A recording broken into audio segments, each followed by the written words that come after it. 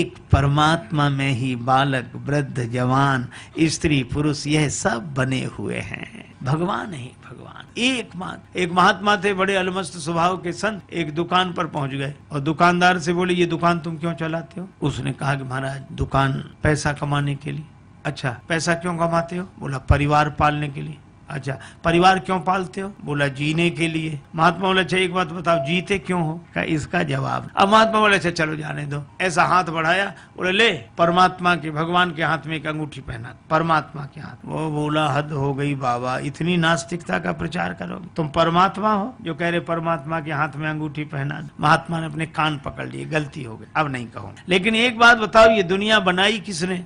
बोला भगवान ने, परमात्मा ने बनाई, परमात्मा की है। महात्मा बोले, अच्छा दुनिया और अपना देश? बोले वो भी परमात्मा ने बनाया, परमात्मा का है। अपना प्रदेश? बोले वो भी परमात्मा ने बनाया, परमात्मा। अपना जिला? बोले वो भी परमात्मा ने बनाया, परमात्मा। तो अपना शहर? वो भी परमात्मा ने बनाया, परमात्मा। यहाँ रहने वाले? बोले सब परमात्मा ने बनाए, परमात्मा के। महात्मा बोले, तो दो को छोड़ दिया, एक हमें दूसरा तुम्हें। अरे बोले नहीं महाराज, कैसी बात करते हो, आपको भी परमात्मा ने बनाया, हमको भी परमात्मा ने बनाया, हम भी परमात्मा के, आप भी परमात्मा के, और इस संसार में जो कुछ है सब परमात्मा का है। महात्मा बोले, तो ये हाथ तेरे बाप का है? मैं भी तो कह रहा था परमात्मा के हाथ में अंगूठी पहना, चरणों में गिर गया, बोध हो गया। हम लोगों के साथ सबसे बड़ी कठिनाई यही है, उस अद्वैत में हम स्थित नहीं हो पाते और प्रेम के द्वारा उस अनन्य भाव तक पहुंच नहीं पाते। तब एक ही बात है, फिर मर्यादा, मर्यादा के अनुसार दो के बीच में रहें और भगवान के होकर रहें। भाई यही द्वैत ठीक, जाने की जीवन की बलि जई हो, चित कह राम सीय पद परिहर, अब न कहूँ चली जई हो। यह है, और इसके कारण जब अंतःकरण निर्मल होता है तो प्रेम की वह दशा उत्पन्न होती है, मुझे मेरी मस्ती कहाँ लेके आई, यहाँ मेरे अपने सिवा कुछ नहीं है। वह अद्वैत, या तो तू रह जाए। देखो ज्ञानी और भक्त में एक ही अंतर है, ज्ञानी के यहाँ मैं रह जाता है, मैं, और भक्त के यहाँ तू शेष रह जाते। तू, वह कहता बस तू ही तू है आरजू, यही बस तू ही तू रहे, बाकी न मैं रहूं न मेरी आरजू रहे। ये तू, और जहाँ तू शेष रह जाए वहाँ भक्ति की पूर्णता, और जहाँ मैं शेष रह जाए वहाँ ज्ञान की पूर्णता। तो ज्ञानी में मैं शेष रहता है, भक्ति में तू शेष रहता है, और जो न ज्ञानी होते न भक्त होते हैं वहाँ मैं तू होती रहती है। अरे भाई, यह भगवान श्री कृष्ण की रास पंचाध्यायी का यही अर्थ है, एक ही एक, एक ही एक। आहा, हर वेश में तू, हर देश में तू, तेरे रूप अनेक तू एक ही है। हर वेश में तू, हर देश में तू, तेरे रूप अनेक तू एक ही है। हर वेश में तू, हर देश में तू, तेरे रूप अनेक तू एक ही है।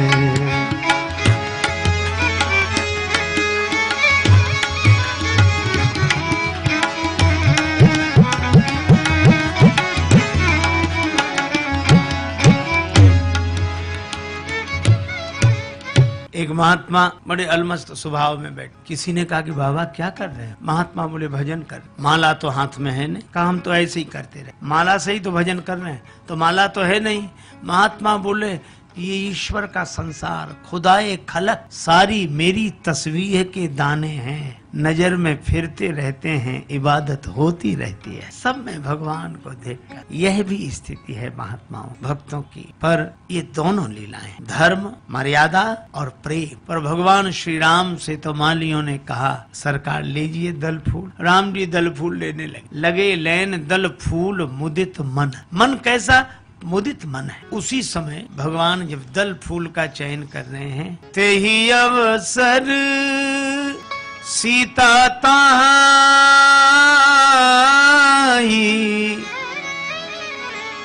गिरिजा पूजन जननी पठाई। आज देखियो जनक लड़ी, आज देखी हूँ जनक लली,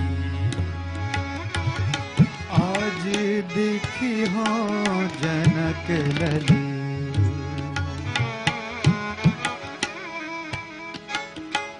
जनक लली।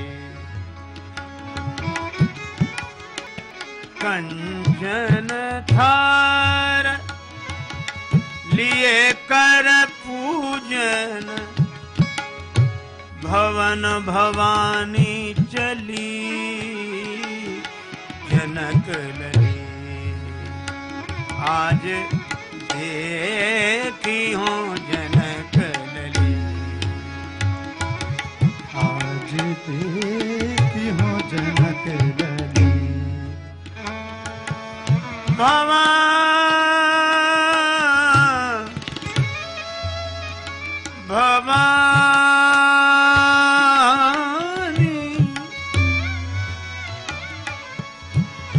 भवन भवानी चली, आज देखियो जनक लली, जनक लली, जनक लली, जनक लली।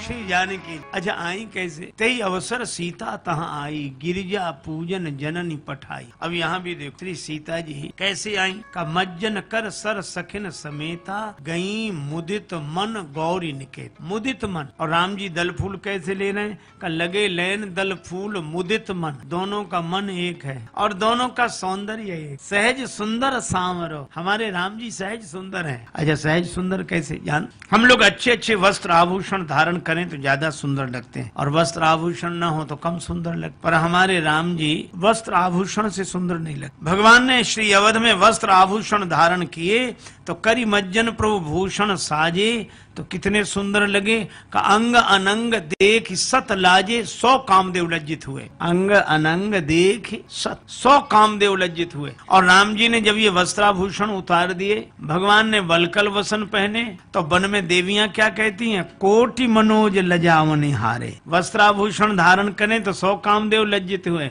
और वस्त्रभूषण उतार कर वलकल वसन पहन लिए तो कोटि मनोज लजावन हारे। ये सहज सुंदर। और श्री सीता जी सुंदरता कहूं सुंदर करई, छवि गृह दीप शिखा जनु बरई। दोनों का मन एक, दोनों का सौंदर्य एक और दोनों की महिमा एक। सम विरंच विष्णु भगवाना, उपजहि जासु अंश ते नाना। ऐसे राम जी और श्री सीता जी उपजहि जासु अंश गुण खानी, अग्नित लक्ष्य उमा ब्रह्मानी। तो दोनों का मन एक, दोनों का सौंदर्य एक, दोनों की महिमा एक, ये दोनों इतने एक। श्री तुलसीदास जी इसीलिए दोना का वर्णन करते हैं। पत्ते का पात्र उसको दोना बोलते हैं। सुमन समेत बाम कर दोना, ये दोने में सुमन है। और इसका अर्थ यह है कि श्री सीताराम दो दिखाई दे रहे हैं पर ये दो ना, ये दो हैं नहीं, ये दो ना। और दो नहीं के भाव में ही मन नहीं सुमन खिलेगा, सुमन रहेगा कि ये दो दिखाई दे रहे हैं, दो नहीं हैं। श्री सीता जी में राम जी, राम जी में सीता जी, ये अब अभिन्न है। गिरा अर्थ जल बीच सम कहियत भिन्न न भिन्न, बंदौ सीता राम पद जिनहि परम प्रिय खिन्न। श्री राधा कृष्ण भगवान भी अरब रात मिलवे कहाँ, निस्दिन मिले रहत जनु कबहु मिले ना। ये एक में ही, अद्वैत में ही